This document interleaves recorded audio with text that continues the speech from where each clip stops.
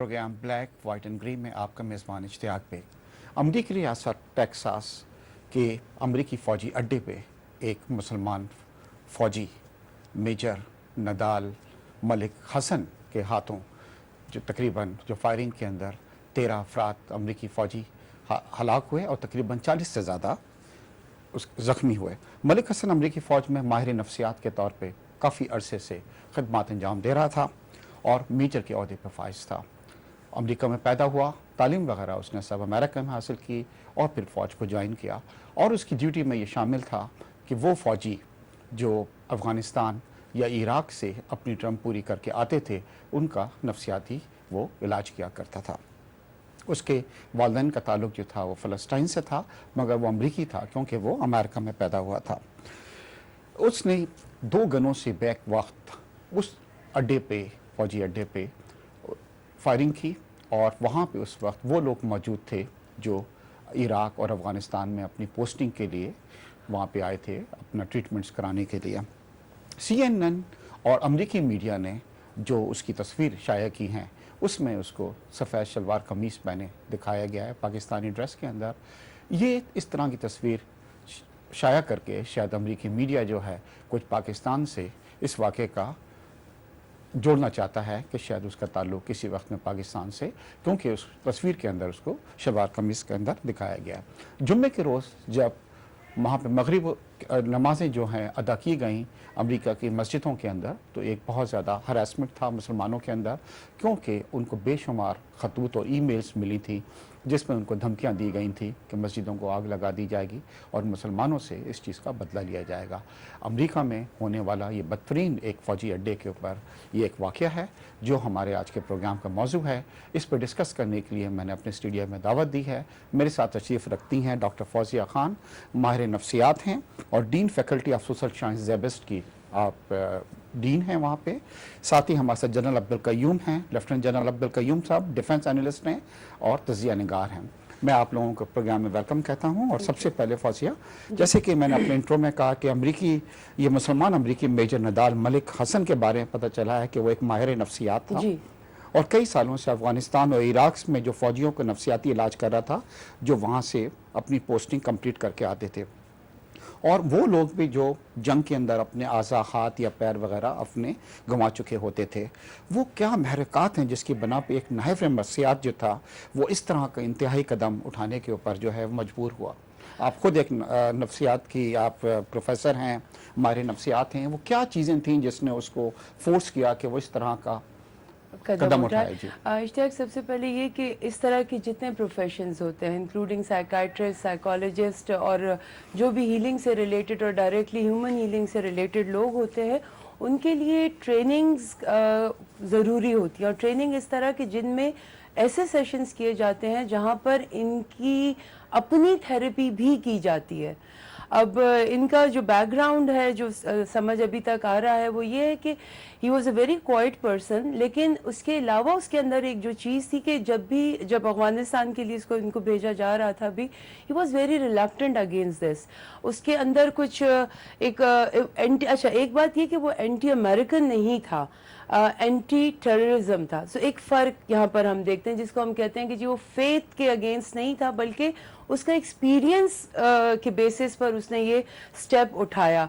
सो खुद ऐसे शोबे से ताल्लुक़ रखते हुए कि जहाँ पर उसका ताल्लुक़ ऐसे शोबे से है जहाँ पर कि वो अफ़गानिस्तान, इराक़ में जो कुछ हो रहा है आज अमरीकी फ़ौजियों के साथ, वो जब वापस आ रहा है, वो फ़ौजी जब जिस ट्रॉमा से गुजर रहा होता है, ये उनको ज़ाहिर ट्रीटमेंट दे रहा है, उनको उस ट्रॉमा से निकालने में हेल्प आउट कर रहा है।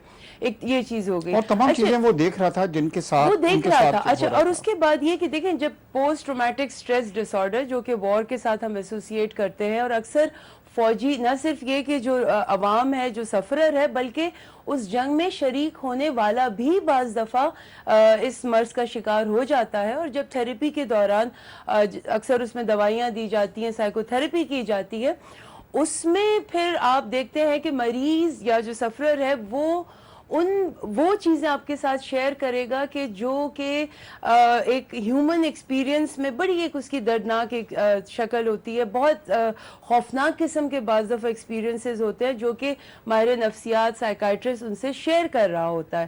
سو ظاہر ہے جیسے میں نے شروع میں بات کی کہ اس طرح کے جتنے بھی پروفیشنز ہیں ان میں اپنی ان لوگوں کی ایک ریگولر بیسس پر تھیراپی کا سلسلہ ہونا ہے اور بھیجا بھی جاتا ہے اس طرح ڈاکٹر کے صاحب لوگوں کیا ہم میں. اس کو اس طرح کہہ سکتے ہیں کہ وہ سب چیزیں دیکھ رہا تھا جو زیادتیاں عراق اور افغانستان میں ہو رہی تھیں, ان چیزوں کو ناپسند کرتا تھا, اور جو لوگ وہاں سے واپس آ رہے تھے وہ بھی ڈیفینیٹلی ان سے ان ٹچ تھا, جی. اور جب اس کے بارے میں یہ کہا جا رہا تھا کہ آپ اب وہاں پہ جائیں تو شاید یہ ریزنمنٹ جو تھی, مطلب یہ بھی اس چیز کا کاز بنی. بالکل ہے, میں نے جیسے کہا کہ فیتھ کا مسئلہ نہیں تھا, کیونکہ جو ہم میڈیا کا اس وقت پروجیکشن دیکھ رہے ہیں خاص طور پہ ویسٹرن میڈیا کا جو یہ پروجیکٹ کر رہا ہے, جیسے کہ بھی آپ نے کہا کہ شلوار قمیض پہنا ہوا تھا اور کچھ جگہوں پہ لکھا ہے کہ خاص مسلمانوں کے کپڑوں میں وہ تھا. ڈاکٹر صاحب میں دوبارہ آتا ہوں کیونکہ مجھے بریک کے لیے کہا جا رہا ہے, پھر ہم یہاں پہ اس کو شروع کرتے ہیں. ناظرین ہمارے ساتھ رہیے گا ایک چھوٹے سے بریک کی طرف. ویلکم بیک ناظرین. بریک پہ جانے سے پہلے گفتگو کر رہے تھے امریکہ کے فوجی اڈے پہ ہونے والا بدترین جو وہاں پہ فائرنگ کا جو واقعہ ہوا تھا, اور جس کے اندر تقریباً 13 امریکی فوجی اہلکار مارے گئے اور 40 سے قریب زخمی ہیں. جنرل صاحب السلام علیکم. جی وعلیکم السلام. جنرل صاحب ہم ذکر کر رہے ہیں کہ امریکی تاریخ میں یہ سب سے بدترین ان کا یہ حادثہ ہے جو کسی فوجی ان کے اڈے کے اوپر پیش آیا ہے, اور ایک مسلمان جو میجر ہے جو کہ کافی سینئر پوزیشن سمجھی آتی ہے امریکی فوج کے اندر, جس کی فائرنگ سے 13 فوجی جو ہیں ان کے ہلاک ہوئے ہیں.